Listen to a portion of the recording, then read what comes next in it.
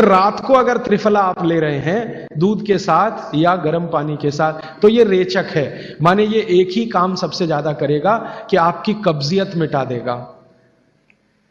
कितनी भी पुरानी कब्जियत है मिटा देगा, 40 साल पुरानी भी मिटा देगा। तो सब तरह के जूस, दूध, दही, छाछ, ये सब वातनाशक चीजें हमारे घरों में हैं। अब आखिरी चीज भागवत जी कहते हैं कि वातनाशक, पित्तनाशक और कफनाशक ऐसी चीजें दुनिया में एक साथ मिले हैं, बहुत रेयर। वो कहते हैं कि बहुत चीजें दुनिया में हैं, कोई वात का नाश करेगा, कोई पित्त का, कोई कफ का, लेकिन कोई ऐसी चीजें भी अपने रसोई में हैं जो तीनों को नाश कर सकती हैं। उनमें से नंबर 1 है आंवला। फिर दूसरा है हरडे और तीसरा है बहेड़ा, और तीनों मिला के बनता है त्रिफला। ये जो त्रिफला है ना, भागवत जी इसकी इतनी बढ़ाई करते हैं, इतनी प्रशंसा उन्होंने लिखी है कि खाली त्रिफला पर ही उनके 120 से ज्यादा सूत्र हैं। 120 से ज्यादा अकेले त्रिफला पर।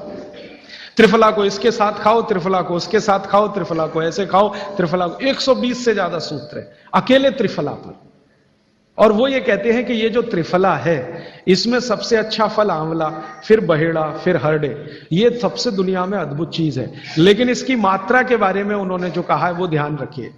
ज्यादातर लोग त्रिफला इस्तेमाल करते हैं, करिए, बहुत अच्छा है, लेकिन मात्रा ध्यान रखिए। हम क्या करते हैं कि हर, बहेड़ा, आंवला तीनों बराबर मात्रा में मिला के त्रिफला बनाते हैं। वो कहते हैं कि ये उतना उपयोगी नहीं है, और हमने करके भी देखा।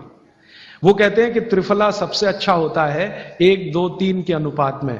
पहला है हरडे 1 अनुपात, दूसरा है बहेड़ा 2 अनुपात, और तीसरा है आंवला 3 अनुपात। अब इसको मात्रा में कहूं, अगर त्रिफला बनाना है तो हरडे लेना 100 ग्राम, बहेड़ा लेना 200 ग्राम और आंवला लेना 300 ग्राम। तो ये 100, 200, 300 ग्राम की मात्रा में आप जो त्रिफला चूर्ण तैयार करेंगे, वो कहते हैं ये अद्भुत है, वात, पित्त, कफ तीनों का नाश करता है, तीनों का। अब वात, पित्त, कफ तीनों से आप अगर ग्रसित हैं तो आप त्रिफला जरूर लीजिए। कैसे लाएं? त्रिफला लेने के 2 नियम बताए उन्होंने, एक रात को और एक सवेरे।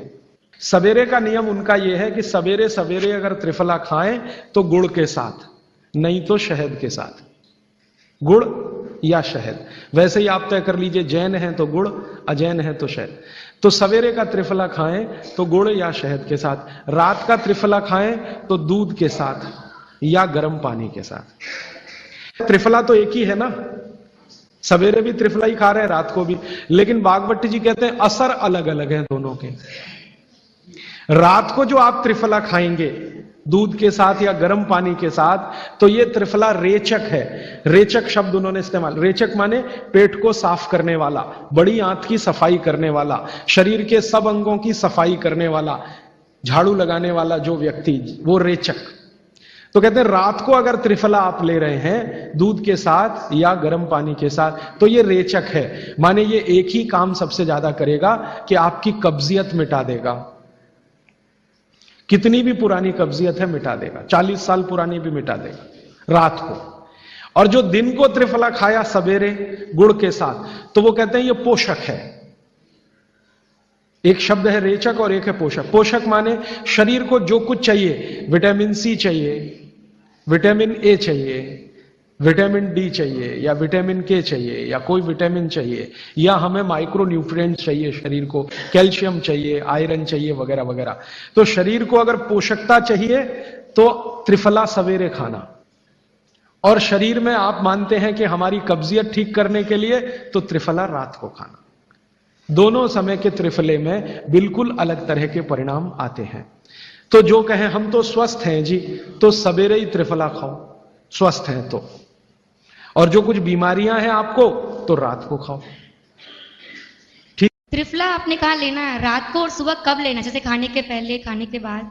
रात को तो आप लें, पेट साफ करना हो, कॉन्स्टिपेशन दूर करना हो। देखिए मैं अब थोड़ा बता ही दूं, बवासीर अगर किसी को है, ठीक करने के लिए त्रिफला लेना चाहते हैं तो रात को लें। मूढ़ व्याध पाइल्स जिसको आप कहते हैं हेमोरॉइड्स, वो जब भी ठीक करने के लिए त्रिफला लें तो रात को लें।